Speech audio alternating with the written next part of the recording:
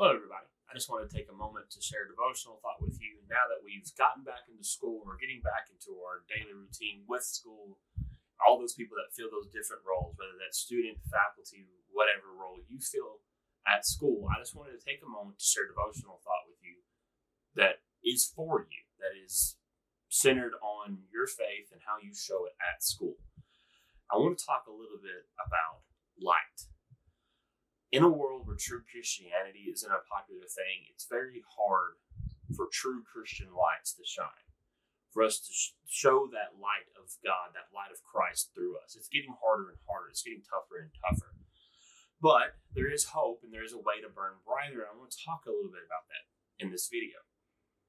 But first off, I need a little help from you. What I want you to do is I want you to take a moment, think about your faith and where you're at in life, and imagine it like a flame. Imagine it like fire.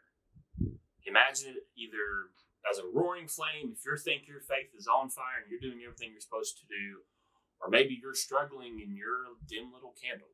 Picture that in your mind right now and keep it there because I want to refer to that throughout this devotional thought. So keep that in your mind. Just imagine that for me while you're watching this video. So let's talk about that a little bit.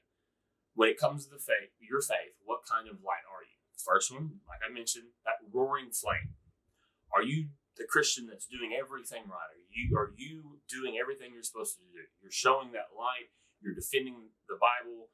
You're bringing others to Christ. God is that center point of your life that you're focused on. You're doing everything you're supposed to do. And you're on fire for God every single day.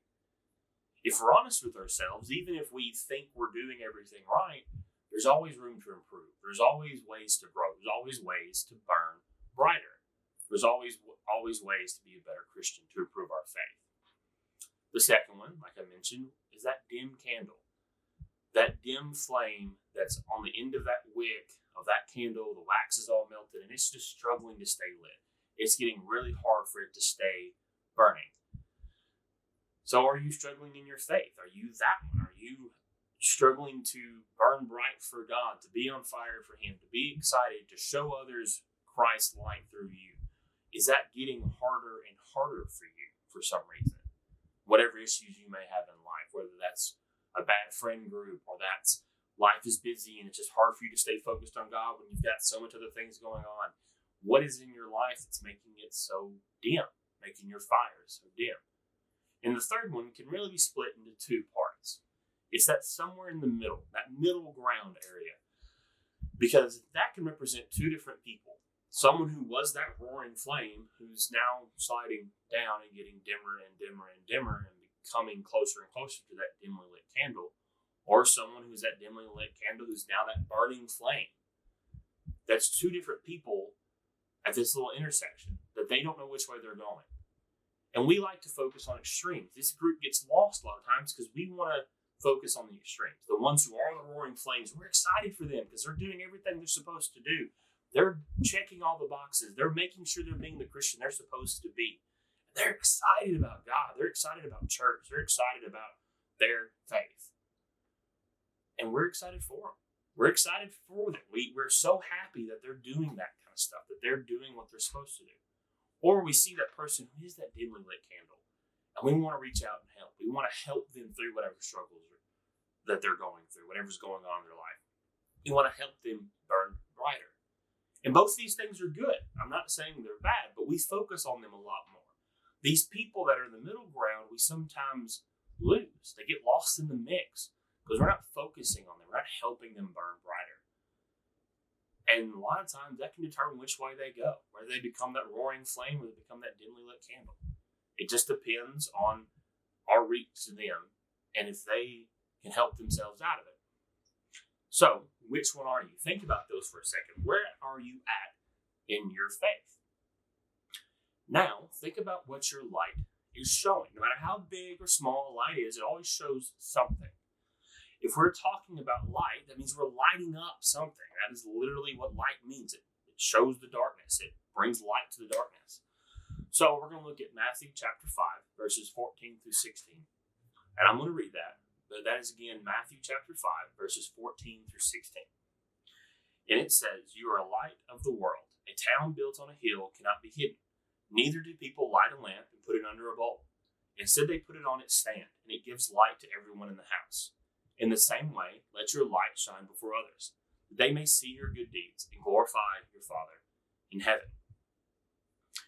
So what does your light show? Does it show that love? Does it show that compassion of Christ? Does it show those good works? Is it showing God's light? Is that what your light is showing? If you're that roaring flame, that's what it is. That's what it should be showing. If you're doing everything you're supposed to do for God, that's what your light is showing. But if you're that dimly lit light, if you're struggling, your light, one, may not be showing too much, and two, it may not be showing the best parts of Christianity. It may be showing that you have faults. It may be showing that you have problems. And if you're in that middle ground, it can be showing a number of things. And that light that we do have doesn't have a timer. It doesn't have an on-off switch. It stays burning. It's supposed to anyways. Because if we're supposed to be lighting up the world, it's supposed to be showing good works through our light, if we're supposed to be showing all these things, then we can't turn our light off. We can't snuff it out. We can't show up at 9 a.m. on a worship service, turn our light on, and when we leave at 11 a.m., we turn it off. We're not supposed to do that. That light is supposed to stay on at all times. We're supposed to be showing God's light through us at all times. However, it's hard. However, our light is so dim that it can't even light up what immediately is around us. And that can be a problem. One of the biggest insults to me that anyone could ever say to me is, "Oh, you're a Christian?" Like they didn't know.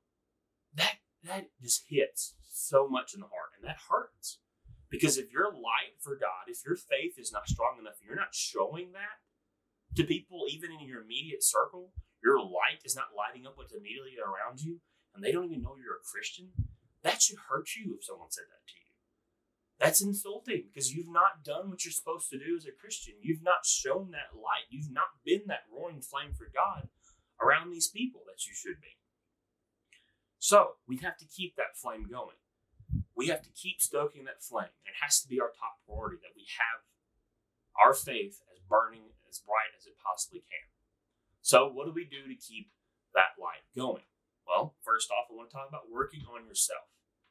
You can't light the path for others. You can't light up the world around you if you haven't got your own faith in order. If you're not even doing what you're supposed to do, how can you tell someone else to do it themselves? Well, some ways that we do that, some ways we keep stoking that flame and we work on ourselves are some of the basics. It's studying the Bible. It's praying to God. It's worshiping Him. It's fellowshipping with other Christians. These are very basic things that we're supposed to do daily. That's supposed to be a constant in our lives. And sometimes we don't allow it to be. Sometimes we struggle doing those things because we do get busy with school. Or maybe the friends that we've grown up with all our life are not the Christians that we might be.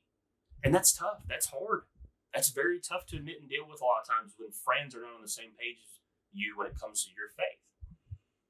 But after all, if we can't get our own flame burning bright, how can we help others do the same? But we have to take time to work on ourselves. We have to. We have to improve our faith. We have to be better Christians tomorrow than we were today. The second thing I want to talk about is surrounding yourself with other lights, other Christian people, other people of like mind and like faith. Just like you can use a candle to light another candle, you can keep your flame lit by surrounding yourself with other flames, with other lights, other people that can help you stay lit, that can help you on your Christian journey, that can help you grow and help your light burn brighter, your fire be bigger, be that roaring flame that we talked about. Next, we're going to look at 1 John chapter 1, verses 5 through 7. 1 John chapter 1, verses 5 through 7. This is the message we have heard from Him and declared to you. God is light, and in Him there is no darkness at all. If we claim to have fellowship with Him and yet walk in darkness, we lie and do not live out the truth. But if we walk in the light as He is in the light, we have fellowship with one another, and the blood of Jesus, His Son, purifies us from all sin.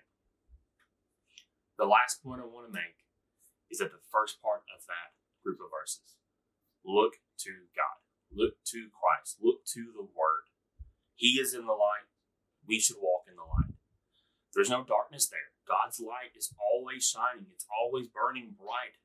And it's something we can look towards. It's a light at the end of the tunnel that we can focus on. It's something we can strive to take a hold of God's light. Trust the example that is set before us. Trust all of these examples that Christ gave us in the Gospels, all these things throughout the Bible that can help us to be better Christians, that we can learn from, these examples that are set before us. Trust them. Let the Word guide you. Because we can study it all day long, but if we're not actually doing what the Bible says, then that studying is pointless. We have to put it into practice. We have to believe and do the things that we're reading and studying about in our Bible classes, on our own Bible study, and our lessons and our keynotes that we hear. We have to actually do those things. It's not just a lesson that we hear or some words on a page. It's a lifestyle. It's the way we're supposed to live to keep our flames burning bright. Living a life that is on fire for God is our goal, and we have to keep that fire going. So as you go throughout this school year, remember that. Remember to stay on fire for God.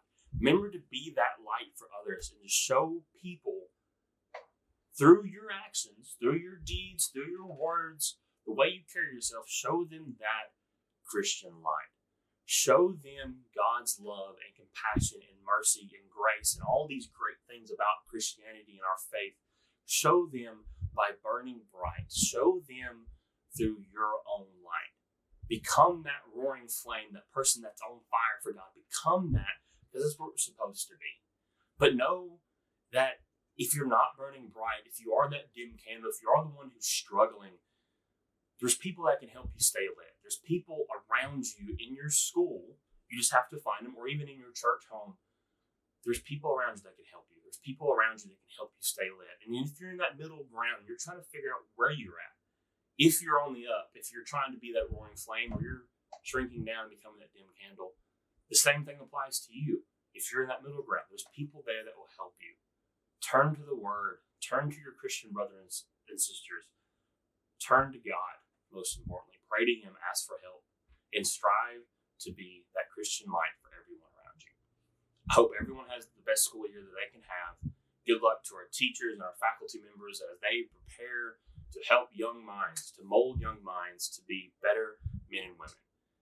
And remember, even in those hallways, in those locker rooms, in those clubs, in those sports teams, in those faculty rooms, in those meetings, be that Christian light. Good luck to everyone, and may everyone have a blessed school year. Thank you.